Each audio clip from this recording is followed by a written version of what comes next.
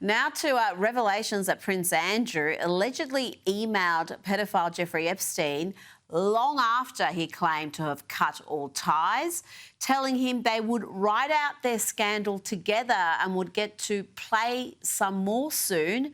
Just a day after the notorious photo of him with Ghislaine Maxwell and his sex accuser, Virginia Roberts, was first published. Kinsey, how accurate is this? How legitimate is this? Because if he's posting things like play some more soon to Jeffrey Epstein, I mean, that is just gross. I mean, I'm pretty confident in this report. It's coming from The Sun.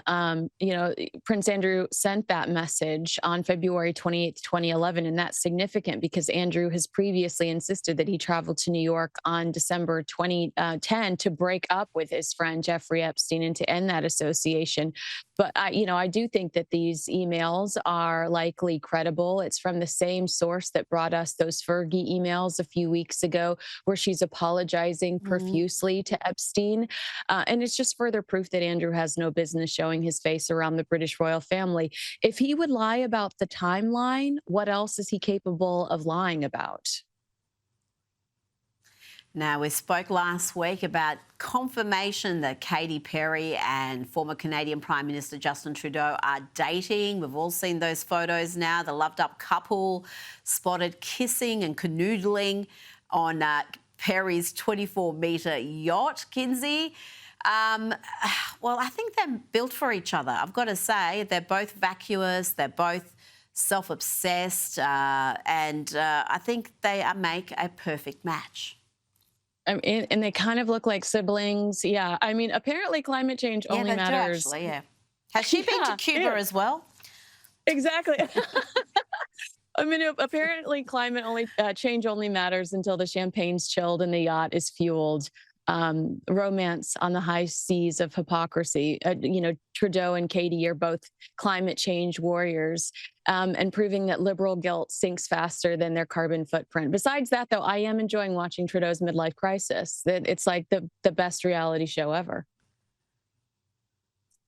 Now, Jennifer Lopez, she's had a few missteps recently. She's had a bunch of flops, awful movies, cancelled concerts, and her latest one, Kiss of the Spider-Woman, is expected to open to a measly $2 million in sales by the end of the holiday weekend. That's not great, is it, Kinsey? No, and I'm curious about your opinion here, because there's this interesting piece in the New York Post about this, and the author says negative associations are tough to shake off. And he mentions J-Lo's earlier career, becoming this lovable star in rom-coms like The Wedding Planner, Made in Manhattan, and Monster-in-Law. But this negative associations are tough to shake off. He's like saying that now she's become associated with flops. I think it's Diddy. And I think it's the fact that she did not speak out. Yes, she's got drama in her personal life, but I also think people really were disappointed that she didn't speak out against P. Diddy throughout the height of that chaos. I think that had a lot to do with it. I think her on-again, off-again relationship with Ben Affleck, just the impression that she's not a very nice person. There's a lot of people who've come out and talked about their interactions with her and how she treated them. There's a lot of Will Smith about what happened with her. They're very much loved and seen in a particular light. And that all just turned on its head. And now they do have these negative connotations, and it definitely is impacting their professional life as well. Just quickly before you go, tell me about California Governor Gavin Newsom trying to get Joe Rogan to talk to him, either on Joe Rogan's podcast or perhaps possibly on Newsom's podcast. How well is this little campaign going for the governor? This guy is so irrelevant, and it absolutely kills him. He goes on a reality stars podcast and starts cursing, and he's just so desperate for headlines, and he challenges Joe Rogan. He wants to go on Joe Rogan's podcast because Rogan's podcast is the cool podcast, not Newsom's podcast. But the audience, yeah. But so he's basically just begging for attention.